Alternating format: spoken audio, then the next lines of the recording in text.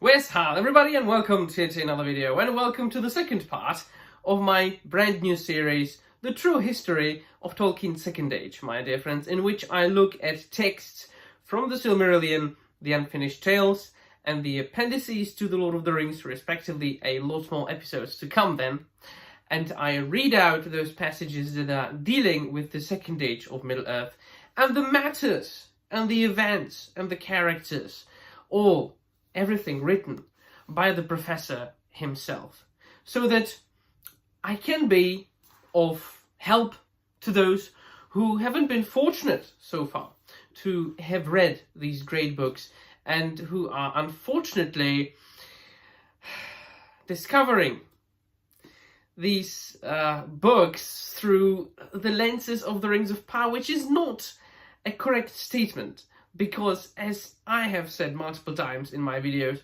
there is nothing in the Rings of Power TV show that would connect it with Professor Tolkien's works, other than a name here and there being taken from these texts, which you are able to tell if you are watching these videos. So, last time we read a little bit from the Silmarillion concerning the Second Age, and we will continue today. Men proved easier to ensnare. Those who used the 9 rings became mighty in their day, kings, sorcerers, and warriors of old.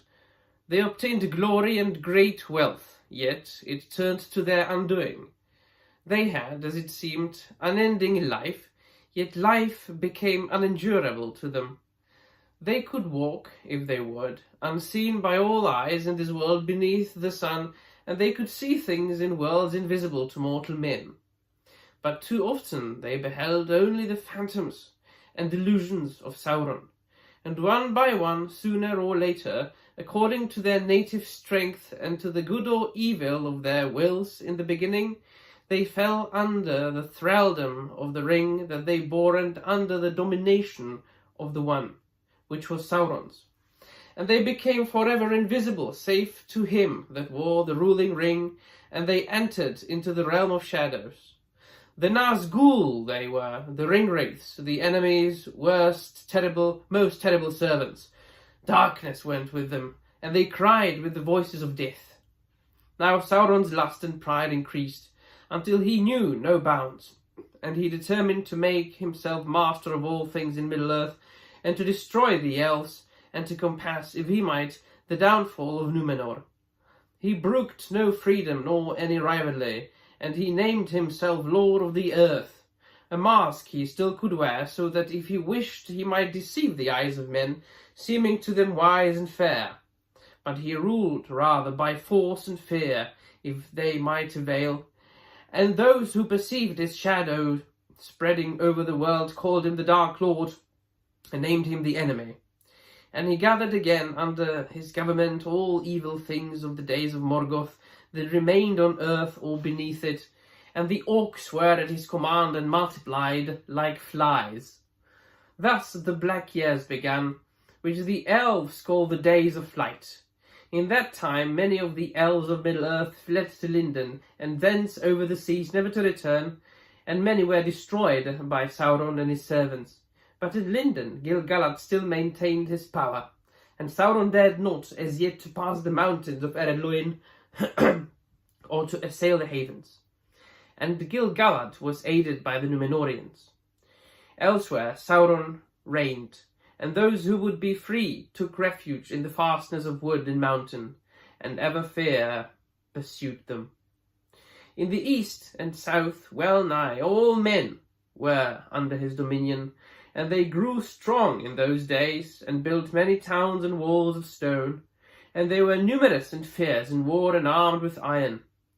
To them Sauron was both king and god, and they feared him exceedingly, for he surrounded his abode with fire. Yet there came at length a stay in the onslaught of Sauron upon the Westlands, for, as is told in the Akallabeth, he was challenged by the might of Númenor.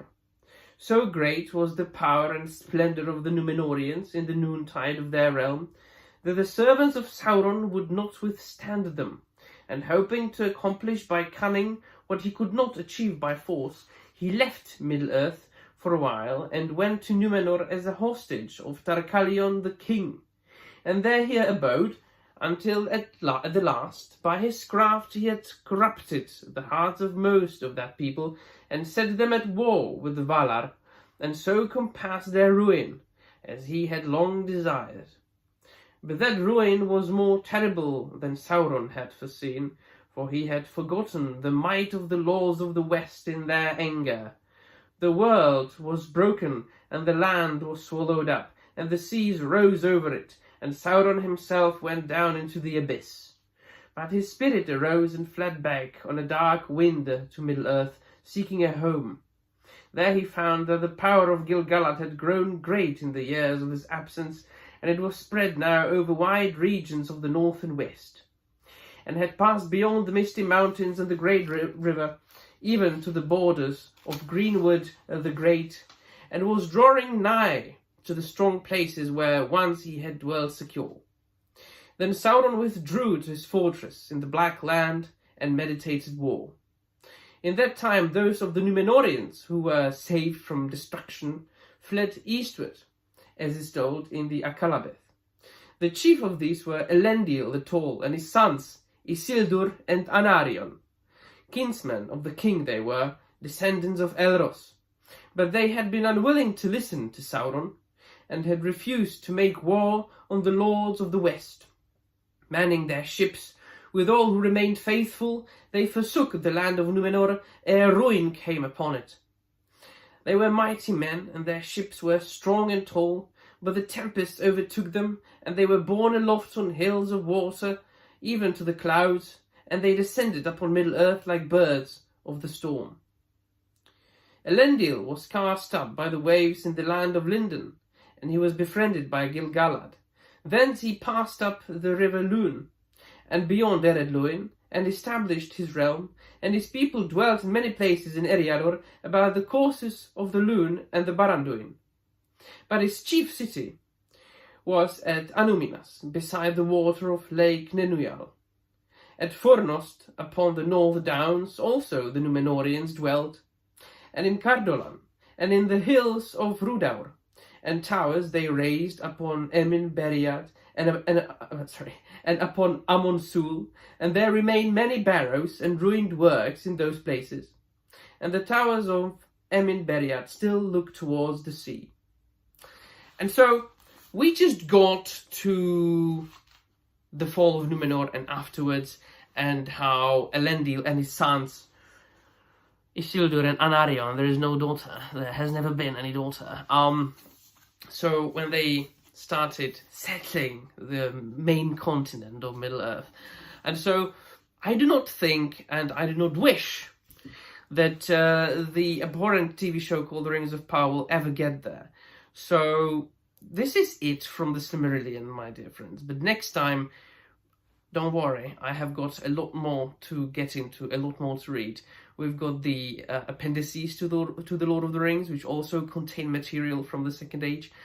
And, of course, the Unfinished Tales as well, which, to a certain extent, is the richest source of the Second Age material.